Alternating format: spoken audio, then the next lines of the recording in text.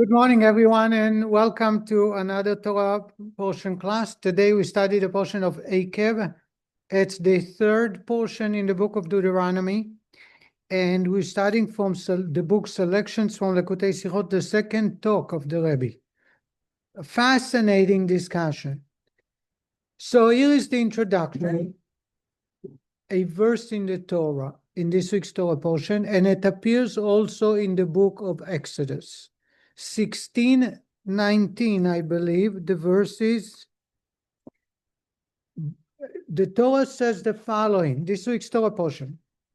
For God, you Lord, is Lord of all powers and master of all masters. Makes sense, right? So far, he's the superpower, he's the super God of all other idols. But God continues, who shows no favors, nor takes a bribe. He doesn't show favors to anybody? Huh? He does show favor. Just a minute. Oh. And he doesn't take bribes. This is the text. It's not me. I didn't make it up. I thought you did. Sorry. Says the Rebbe, showing favors and taking bribes in one sentence makes no sense. Showing favor meaning being extra lenient.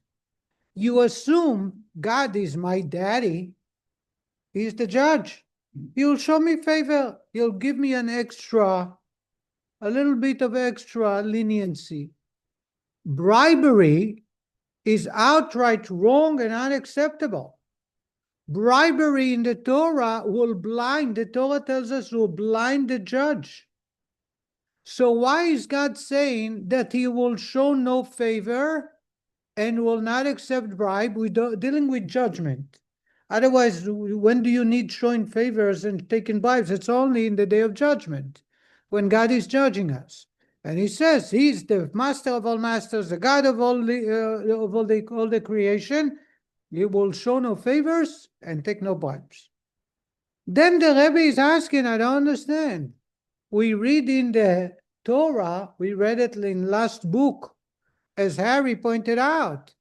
We read in the priestly blessings, which is recited every day by the cantor, Isa Hashem panav elecha. May God will show favor to you, towards you. Show favor to you. So I don't understand. He will show favor or not show favor? But the whole history of the Jews is that when he shows his favor. The entire history, God shows favors. Right. Exactly. He also shows. He's seen in the golden calf. He showed favor. We're here today because of him. Harry, point. That the reason I'm here is because God shows favors. God is going out of line to be kind to us and show us favors. How is it possible God will not show favors? So the Medrash, who says that, the commentators explain that God will show no favor only when we disobey him. But when we obey God, the gate is open. The floodgate is all around. God will show favors. How do I know? Isa Hashem panav elecha.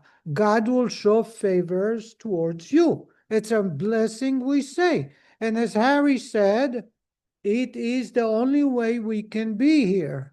The Jewish people during the desert time, the temple time, after, before, my generation, the earlier generation, we don't deserve outright to get God's kindness, but God is extremely kind to us.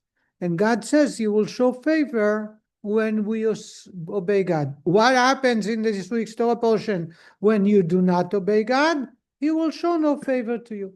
Let's deal with the bribery. Says the Rebbe, bribery is the same problem. And the bribery topic is what we are going to be discussing. Why is it an idea? God says you will take no bribe.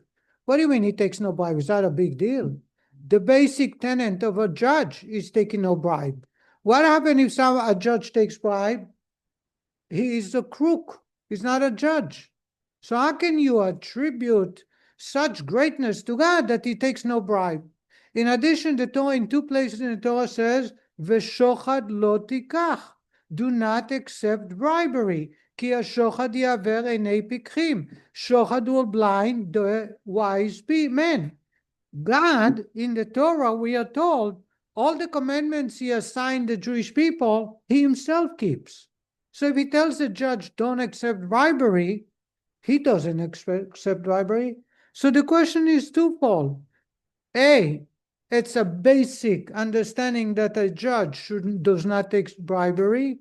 And B, God commanded us not to accept bribery. Therefore, you must obey. So what's the big deal about not taking bribery? In the same sentence, though, one supports the other. If you take a bribe, you will show favor.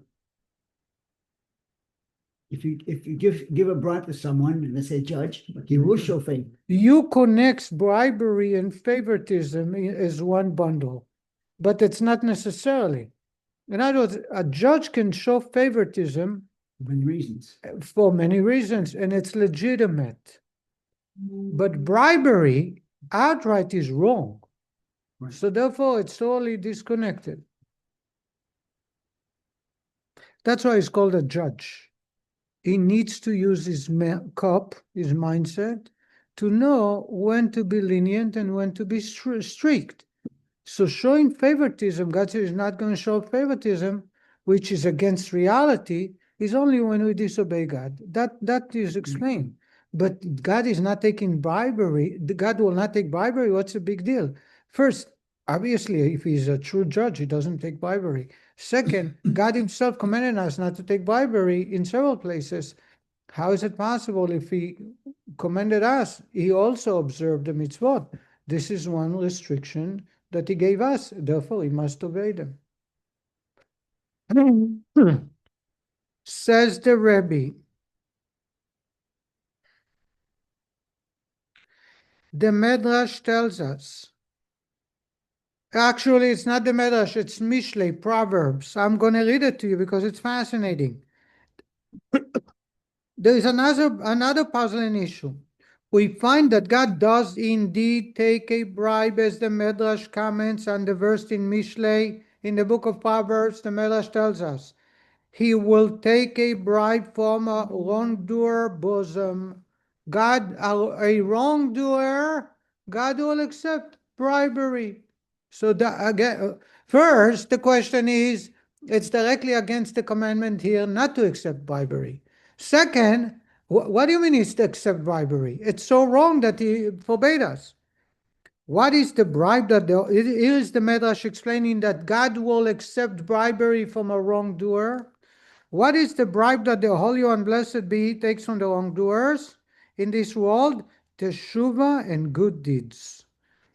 Teshuva is bribery. When we do teshuva, we bribe God. That's the Medrash. So God will accept bribery from who? Wrongdoers, not from a tzaddik. Why? Because a wrongdoer does teshuva, and the teshuva is a form of bribery, and God will accept the bribery and atone. The Holy One, blessed be He, tells Israel, my children, as long as the gates of teshuva are open, do teshuva. Why? For I will accept a bribe from you in this world. However, when I sit in judgment in the world to come, I will not take a bribe. As it is written, who will show no favor for any ransom? The Medrash goes on. In other words, what I'm saying is not what the Rebbe says. It's the Mishlei, book of Proverbs, that directly contradicts this week's Torah portion. Proverbs says that God will accept from the bosom of the wrongdoers bribery. Comes the Medrash and explains the following. God tells the Jew, whenever you have the opportunity or the ability to do teshuva, do it right away. Why? Because God will accept it as bribery to evade punishment. But when a person has left this universe where there is no ability to do teshuva, then you cannot bribe God. You have to pay for all the wrongdoing. And the Rebbe says that the Medrash explained the following, and the Rambam, it's based on Rambam, that when we come to the day of judgment, even if I have 100,000 mitzvot and 200,000 points of credit for Torah, and I have 5 averot, 5 sins, It's not weighed against each other. We get rewarded, but we get punishment for this wrongdoing. In other words, God up in heaven, afterlife, does not accept bribery.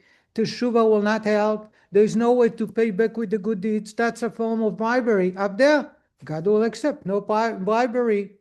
When will God accept bribery according to Medrash? The wrongdoers when they do Teshuva here. Here, when we do Teshuva, we turn to God and says, we're sorry.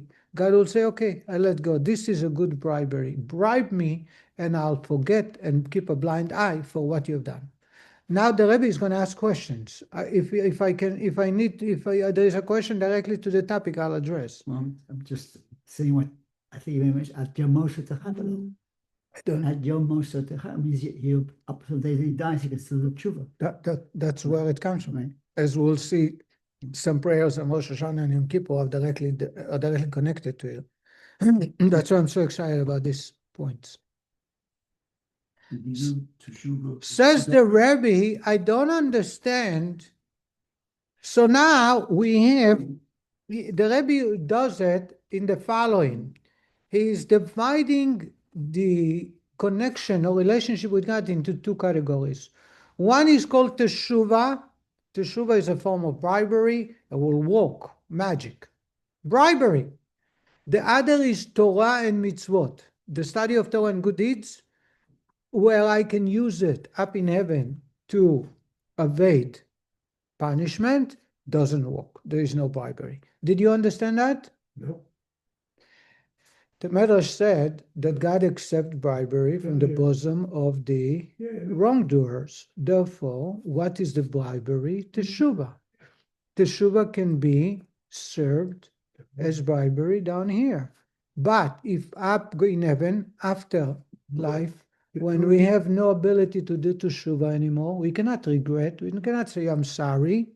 And I would like to use my credit points, my Torah and mitzvot. God will accept no bribery. And he says, for what you've done wrong, you ate not kosher, you were late to shul, you'll pay for it. Yeah, no, that's no good. It's Torah and mitzvos. You just added on Torah and mitzvos. And that's what it is. That's now you understand? I understood it before. The Torah and mitzvos. Now you understand Torah and mitzvot? No.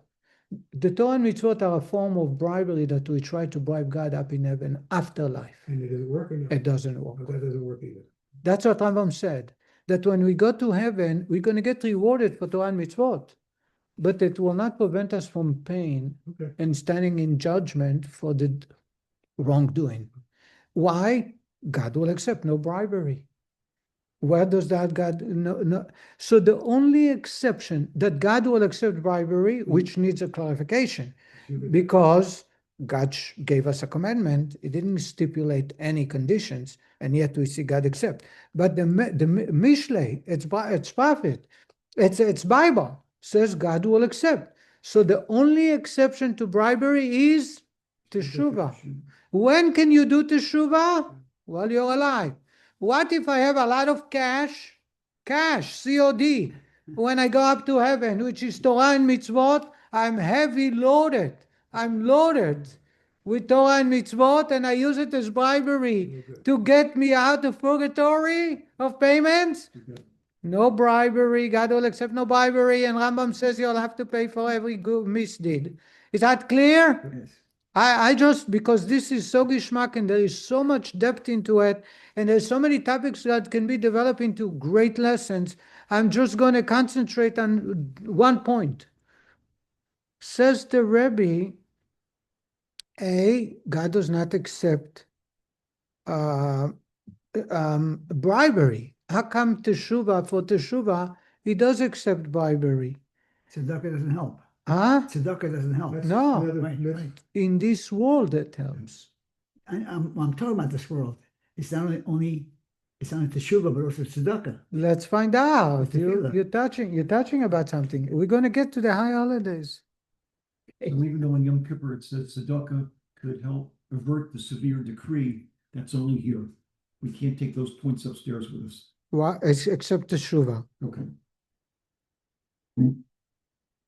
So the Rebbe points out two points that need clarification. One, God says he will not take any bribery in this week's portion. It does take bribery. When? When you do Teshuvah. And B, how is it possible God takes bribery? God gave us a prohibition, and it applies to God himself. He keeps everything.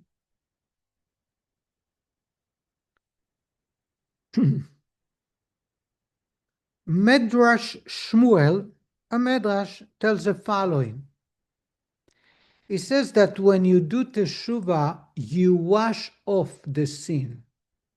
And that's why it helps. Because we have another clarification, Teshuvah versus good deeds in Torah. We just said that Teshuvah is able to eradicate, to get rid of the sin. He explained the bribery form is like a laundromat that washes the sin away. Says the Rebbe, but don't call the Rebbe. Therefore, that's how Medrash Shmuel explained the idea of bribery with Teshuvah. But says the Rebbe, I don't understand. If that's the reason that it is effective, it's not because of bribery. It's because we did Teshuvah and we regret what we have done, and God atones. To atone for sin is not bribery. It's not a form of bribery. Bribery is a very negative context. It's impossible to apply bribery to Teshuvah, to the idea of doing Teshuvah. Then the Rebbe says some rabbis try to explain the following. In Teshuvah, you have a form of Teshuvah that sin turned into a positive mitzvah. Zedonot nasu lo kezachiyot. The Medrash tells us, what did they say that? In the Gemara. Actually, it's a Gemara, I believe in Avodah Zarah. The Gemara says that a man who does Teshuvah so deeply, with such depth of love to God, the sin turns into positive. In other words, if you had 100,000 averot, sins, and you did Teshuvah out of love, now not only it was erased from your record, but it converts into a positive. From minus, it became plus. Says the Rebbe, that could be the idea of bribery. The bribery idea in Teshuvah is that's exception. That's the first thing the Rebbe is dealing with. The exception in Teshuvah that bribery helps is that God not only, when someone repent, will erase the negativity, but also say to him, let's pay you back for all the efforts you were involved into sinning. And that's something very unusual. You won't find it anywhere else. But what happens when you go back, but up when you go? If you do Teshuvah, it becomes a credit. It's not a negative. It's not a minus. You die, now you're bringing, It's mitzvot. That's what I was going to ask you originally, but you said that when you go up, it's forgiven down here. As long as you did Teshuvah first, then you don't have any record to go up to heaven with. If I ate non-kosher, and I did not do Teshuvah, and I go up to heaven and I say, but God, I studied that day and 2 hours of Torah. And God say, 2 hours of Torah, you get reward. But for non-kosher food that you ate, you're going to pay. Okay. That's called no bribery. I tried to bribe God with the 2 hours of Torah in discussion. Yeah, okay. When it comes to this universe, if I turn to God and says, please forgive me, I regret doing it, that's Teshuvah. God will accept the Teshuvah and it will erase it from my record. When I go up to heaven, it doesn't exist. So then But in Teshuvah itself, there is a form of Teshuvah, a far deeper level, which is called Teshuvah Me'ava, out of great love to God, where the sin turns into a mitzvah. So not only I do not have to pay and stay in judgment, that became a positive mitzvah that's added to my credit. That's the bribery. Says the Rebbe, it doesn't make sense. I'm with the Rebbe. Right with him. Number one, there are 2 reasons. Number one, the Rebbe says, the idea of bribery in Teshuvah is in the actual act, not the outcome. When you say now bribery is the outcome would be that instead of getting erased and turn into positive. But that's not what bribery in Teshuva that we're talking about, that God accepts Teshuva, bribery from the wrongdoers. It refers to, as Rambam explained, to doing Teshuva.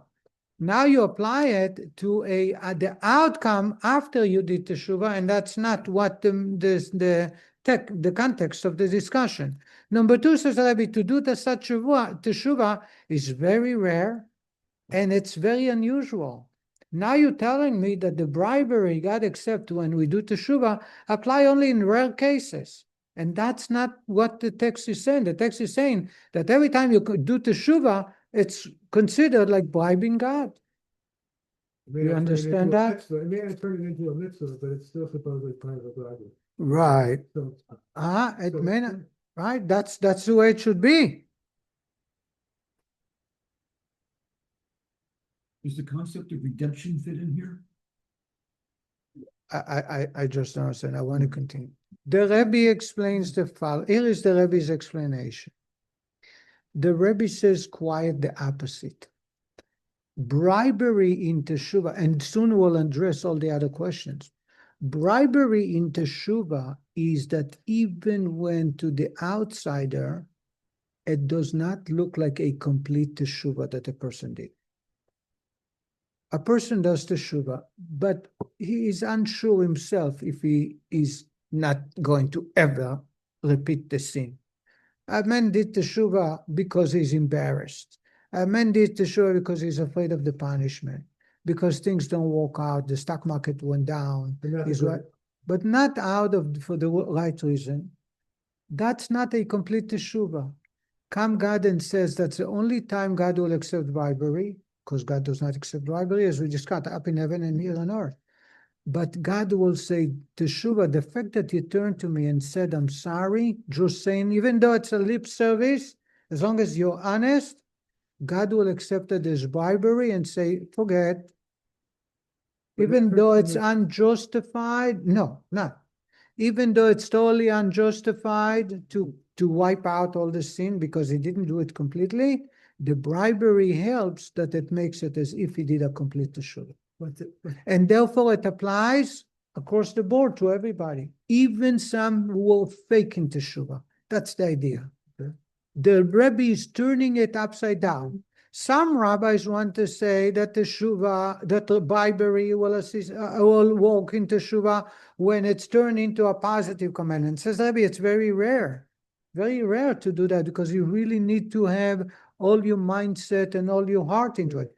Says Rebbe, it's quite the opposite. Even when a man did not do a complete teshuva, the fact that he showed up and he's turning to God and says, I'm sorry. And half a day later, he might regret saying that. He might try it again. God says, I accepted this bribery, not legitimate teshuva, but bribery, and I will completely atone to him. And let's explain, there is something very deep that will explain the way we pray on Rosh Hashanah, and therefore I don't want to skip it.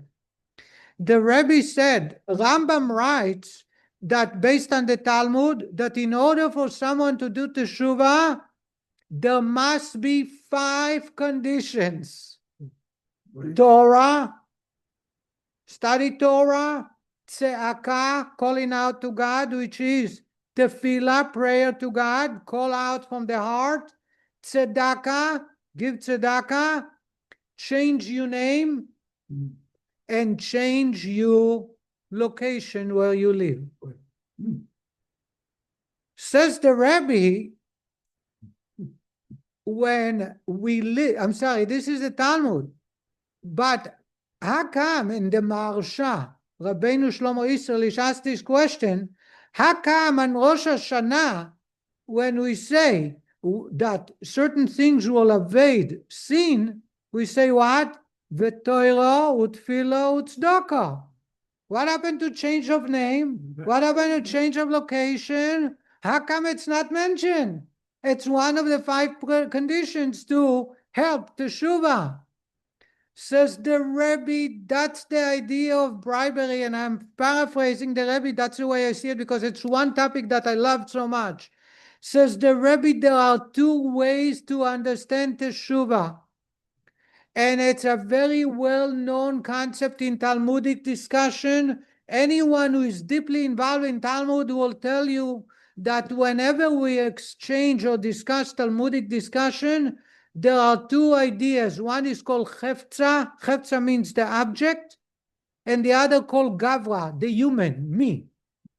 Gever. Gever is man. Gavra. Hefza, Chefetz. And let's explain that in Teshuva.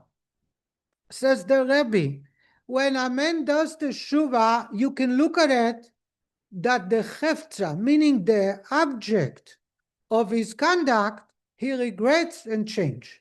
He used to gossip. He used to steal. He did not keep Shabbos and kosher.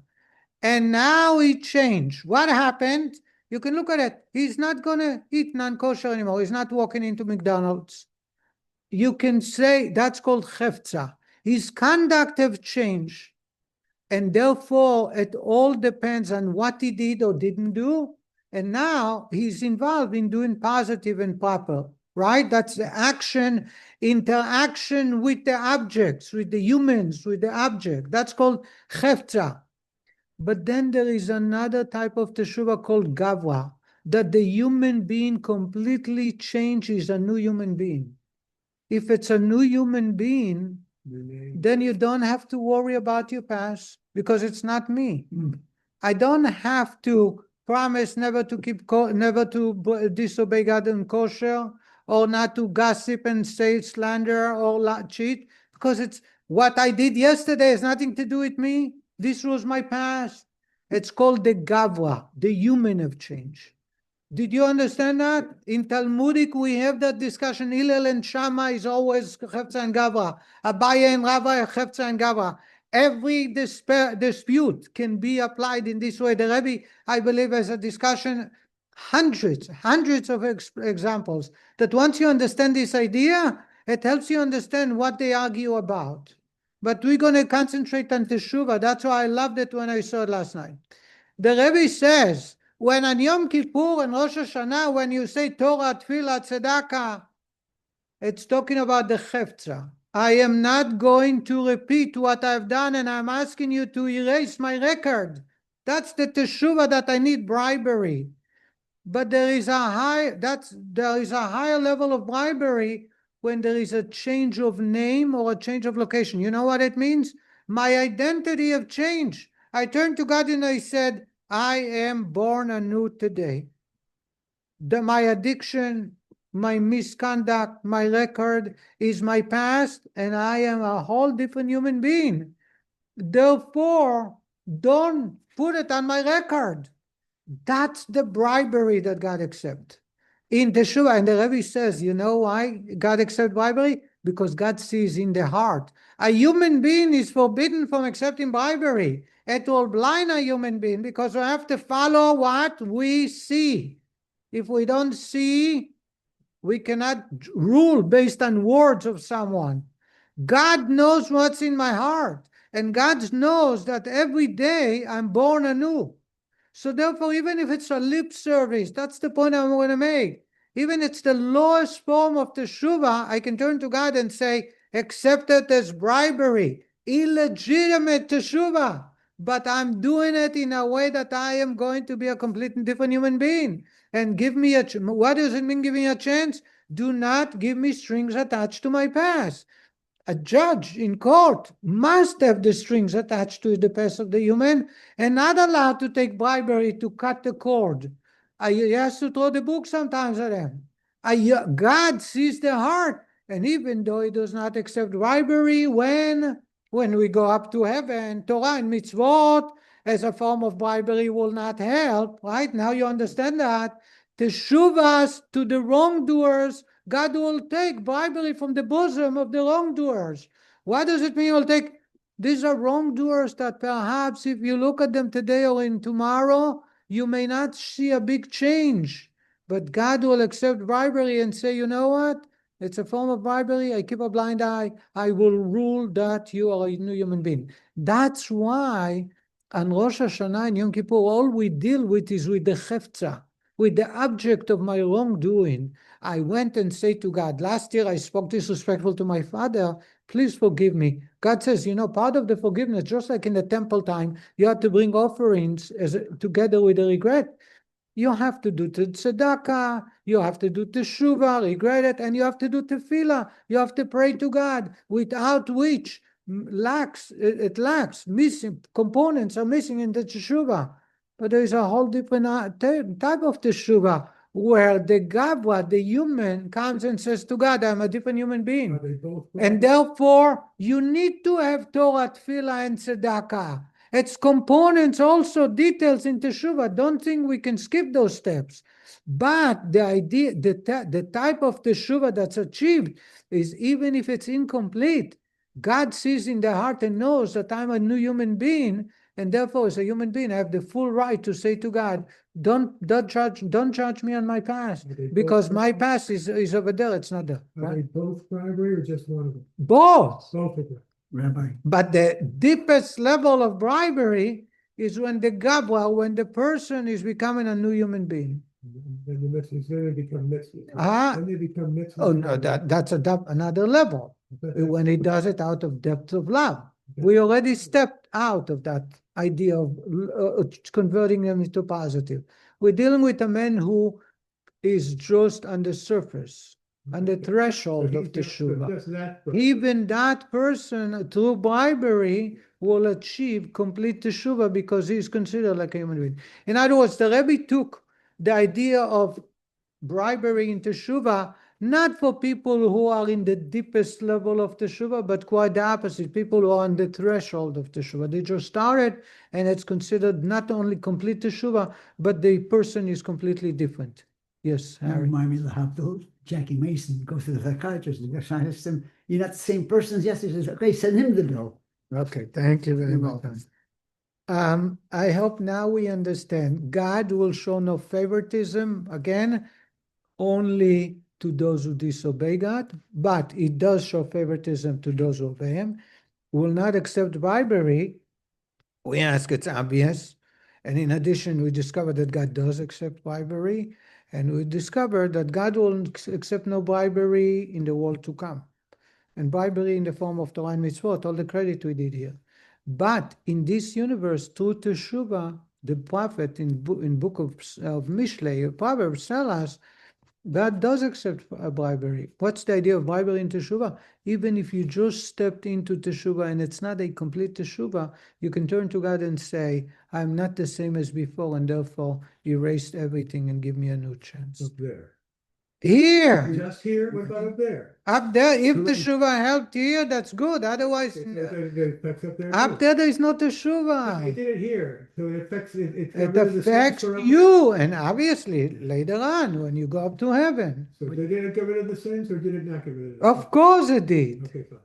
But you also taught us teshuva is not a life thing. You have to confess it openly, and you have to regret not doing it. That's what the Rabbi is talking about. Okay. Thank you very much. Have a good Shabbat. Thank you very much. I